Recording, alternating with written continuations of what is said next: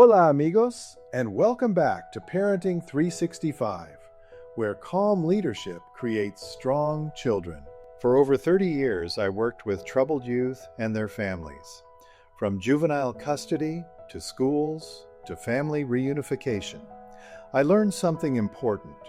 Most parents are not bad people, but bad habits, poor emotional control, and weak role modeling can quietly shape a child's future. That's why Parenting 365 exists.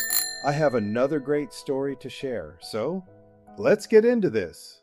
Soft morning light, a backpack resting near the front door, a flute case leaning against the wall, a little girl sitting quietly on the couch with her arms crossed. Then the sigh. I have to practice flute again. Pause. Not anger, not rebellion, just emotional weight. The kind children often don't even notice themselves carrying. I looked at her for a moment and realized, hidden inside one tiny sentence, was one of the most important psychological lessons a child can learn. Because sometimes the words we use don't just describe life, they shape how life feels. I started noticing something. Children don't only learn behavior, they learn perspective. They learn how adults describe life. And many children unknowingly grow up hearing responsibility described like punishment. I have to work. I have to clean. I have to deal with this. I have to. Heavy words. And eventually, children start carrying life that same way. But what if one tiny shift in language could quietly change emotional resilience? Today, we're talking about the difference between I have to and I get to. And hidden inside that small change is a lesson about gratitude, mindset, emotional strength, and perspective. Think about these sentences. I have to go to school. I have to practice. I have to help my family. Even as adults, you can feel the emotional weight. Now listen carefully. I get to go to school. I get to practice. I get to help my family. Same activity, different emotional experience. Because the activity didn't change, the meaning changed, and meaning changes emotion. Now let me be very clear. This is not about pretending hard things are fun. That's important. Some things are difficult. Some responsibilities are exhausting. Some days, we simply don't feel motivated.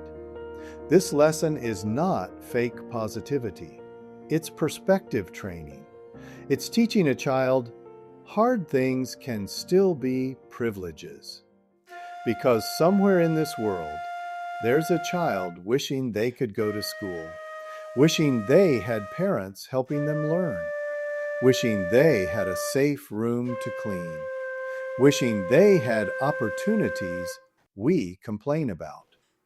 And when children slowly understand this, gratitude begins replacing resentment. Imagine two children walking into taekwondo practice. One says, I have to go train. the other says, I get to become stronger today. same building, same workout, same instructor, but completely different internal psychology. One approaches life like burden. The other approaches life like opportunity. And over years, those tiny mental habits quietly shape identity. One of the most important things parents can teach children is this. Your brain is always listening to the words you say, especially the words you say to yourself. Because eventually, those words become beliefs, and beliefs become behavior.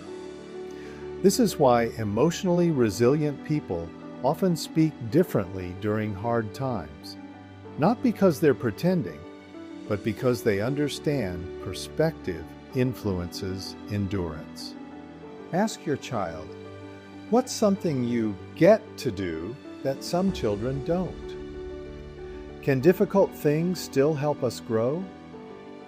What happens to our feelings when we change our words? And don't rush the answers. Some lessons grow slowly.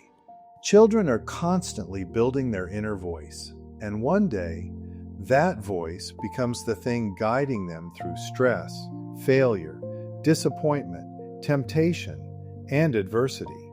So teach them carefully, because sometimes a tiny sentence becomes a lifelong mindset, and that mindset may quietly shape the rest of their life. Your brain is always listening to the words you say. Smart people learn to speak to themselves carefully.